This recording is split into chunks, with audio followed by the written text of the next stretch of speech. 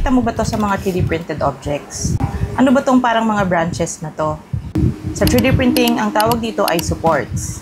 Tama, suporta. So bakit siya tinawag na supports?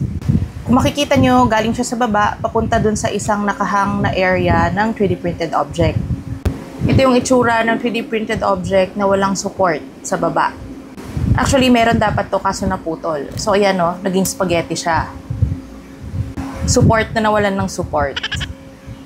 Gravity yung reason kung bakit kailangan maglagay ng support. Halimbawa, itong kamay ni Jollibee, nakalaylay ito nasa hangin. Kung hindi mo yan lalagyan ng suporta sa baba, matutunaw siya. Kaya siya nakakabuo ng parang spaghetti. Ayan no, itsura, parang spaghetti. Kung nabuo ng tama yun, ganito dapat siya. May matabang trunk sa ilalim. Sinwerte lang ako kasi biglang na-print yung support malapit sa braso.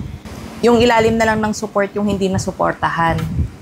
Dahil nga ang ginagawa ng 3D printer ay nagtutunaw ng filament or yung plastic material para makabuo ng 3D object.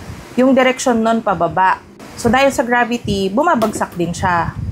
Kung walang support, hindi mabubuo yung nakahang or nakalaylay na part ng 3D object. At ang tawag dun sa area na yon ay overhang. Tapos ito, tatanggalin siya pa isa-isa. Medyo mahirap lang minsan pero depende na sa settings mo.